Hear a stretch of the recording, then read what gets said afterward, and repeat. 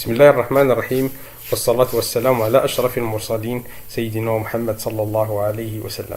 إخواني أخواتي، يسعدني لقياكم في هذا الدرس الجديد الذي سوف أتطرق فيه لجمع الأسماء التي تنتهي ب E ou AO ou. On va voir ensemble le pluriel des noms qui se terminent en E et en OU. إذن قبل الشروع في الدرس لا بأس أن أذكركم بالاشتراك في قناتي بضغط على زر صابوني وضغط على زر الإعجاب ثم مشاركة الفيديو مع أصدقائكم إن أعجبكم. إذن على بركة الله ننتقل في الدرس. إذن لنلاحظ جميعا هذه الجمل. Les golfeurs envoient les balles dans les trous. Les golfeurs هم الذين يلعبون الجولف. يرسلون les balles كرات dans les trous هي حفر. Le joueur اللاعب a mal au genou. a mal au genou مريض بالركبة. Les élèves تلاميذ portent des pantalons bleus. يلبسون سراويل des pantalons bleus زرقاء. Le nageur a ramassé ses cheveux. السباح جمع شعره. إذن أعيد القراءة. Les golfeurs envoient les balles dans les trous. Le joueur a mal au genou. Les élèves portent des pantalons bleus. Le nageur a ramassé ses cheveux. إذن عند ملاحظة لهذه الجمل فإننا نلاحظ أن لدينا كلمات في الأخير les trous genou. هذه الكلمات تنتهي ب أو و أو لكن علامة الجمع تختلف. لدينا هنا في الأخير حرف سين ثم في الأخير إكس. ثم الجملتين الثالثة والرابعة لدينا كذلك كلمتان، الأولى بلو والثانية شوفو. هاتين الكلمتين في الأخيرهما أو شوفو أو لكن الأولى تنتهي بالسين بإس والثانية تنتهي بإكس. إذن هنا نطرح التساؤل: متى تأخذ هذه الكلمات إس؟ متى تأخذ إكس؟ وما هي القاعدة التي تتحكم فيهما؟ إذن ننتقل مباشرة إلى القاعدة. القاعدة بسيطة جدا. إذن جميع الكلمات les mots terminés par OU فإنها تأخذ حرف السين في الأخير. جميع الكلمات إذن les mots terminés par O au singulier إذا كانت تنتهي ب OU في المفرد فإنها في الجمع تأخذ حرف السين. جميع الكلمات إلا هناك استثناء.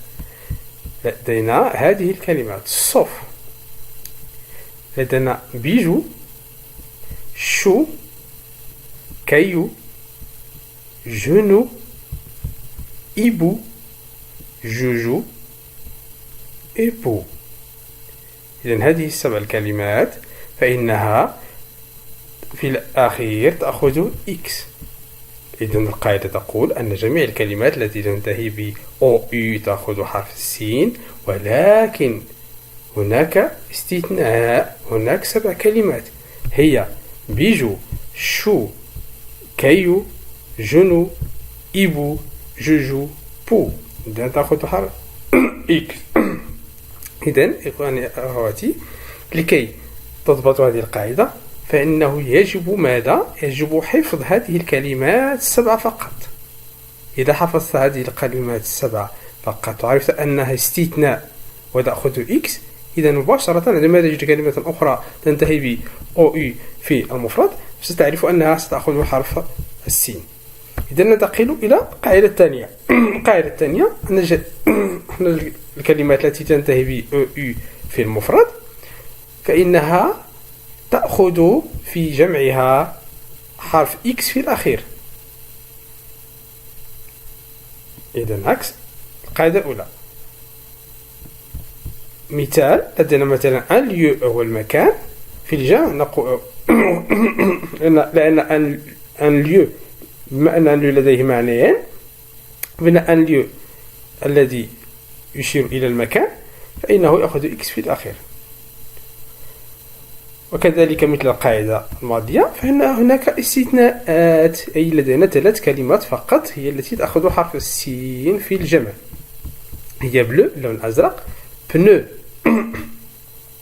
هو إطار السيارة بنو، وعندنا كذلك ليو هو اسم لنوع من السمك un poisson. إذن هذه الكلمات الثلاثة تأخذ حرف السين في الجمع. إذن كما قلنا في القاعدة الأولى هذه هي الكلمات التي هي استثناءات التي يجب أن نقوم بحفظها. إذن بيجو فهي تأخذ في الجمع تكتب بإكس بيجو. كايو كايو. شو شو. جنو جنو. إبو إبو. جوجو جوجو. بو بو. ولكي يسهل حفظها فهناك جملة يمكن أن نرتبها فيها. فهذه الجملة هي viens mon chou, mon bijou, mon joujou, sur mes genoux et jette des cailloux à ce hibou plein de poux.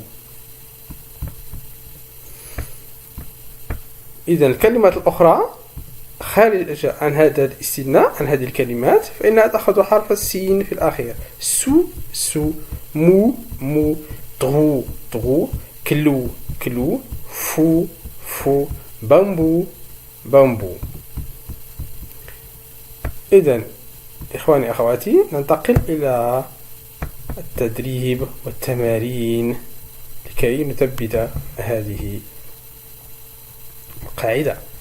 إذن الجملة الأولى je rangerai ma bague dans ma boîte à bijoux. إذن هنا بيجو في المفرد سنحولها إلى جمع. ورأينا أن بيجو يدخل ضمن الكلمات الاستثناءات. إذن لن نأخذ حرف السين، إذن سيأخذ حرف إكس. ندخل إلى الجملة الثانية prends les sous sur la table. les sous. إذن قلنا أن جميع الكلمات التي تنتهي في المفرد ب أو يو تأخذ حرف السين. إذن سو ليست من الاستثناءات تأخذ حرف السين. ce chien, ces chiens sont complètement fous. sont complètement fous. إذن فو كذلك ليس من الاستثناءات، إذن أخذ حرف السين في الجمع. ce soir je vais nous préparer des choux. des choux رأينا أنه من الاستثناءات التي لا تأخذ حرف السين، إذا ستأخذ حرفها X. j'aime les jeux en cartes. j'aime les jeux en cartes. إذن لدينا الكلمة تنتهي في المفرد ب EU. بالنسبة les jeux فإنها ليست من الاستثناءات، إذن تأخذ حرف X. j'ai acheté 4 lieux. 4 lieux. إذا بما أن المكان لا يمكن أن يشترى j'ai acheté 4 lieux. إذا الليو هنا فإنه يشير إلى نوع السمك. إذا قلنا أنه ليو نوع السمك فإنه يؤخذ ماذا؟ يؤخذ حرف السين عكس القاعدة. nous mangeons des filets de poisson ce midi. سنأكل السمك هذا الزوال. إذن أنتقل إلى التمرين الثاني. بابا a 2 pneus. كما رأينا في القاعدة فإن بنو من الاستثناءات التي لا تأخذ حرف إكس في الأخير. إذن فهي بنو تأخذ حرف السين. Fifi et Loulou sont les neveux de Donald. les neveux يعني أحفاد de Donald. إذا neveu ليس من الاستثناءات، إذا نأخذ حرف X في الأخير أثناء الجمع. tu as grillé plusieurs feux rouges. إذا feu ليس من الاستثناءات فهو يأخذ حرف X في الأخير. j'ai une poignée de clous dans la main. j'ai une poignée de clous dans la main. إذن رأينا في القاعدة أن الكلمات التي تنتهي ب OU فإنها تأخذ حرف السين في الأخير. هناك استثناءات تأخذ حرف X. إذا كلو ليس من الاستثناءات، إذا نضرب إليه مباشرة حرف السين. Cette plage est pleine de cailloux. cailloux رأينا أنه من الاستثناءات، إذا سوف يأخذ حرف X.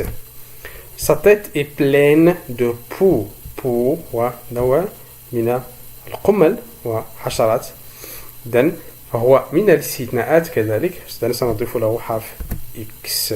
إذن إخواني أخواتي، إلى هنا انتهى درسي لهذا اليوم. آمل أن تكونوا قد استفدتم. لا تنسوا نشر الفيديو والضغط على زر الإعجاب. أستودعكم الله الذي لا تضيع ودائعه. السلام عليكم ورحمة الله تعالى وبركاته.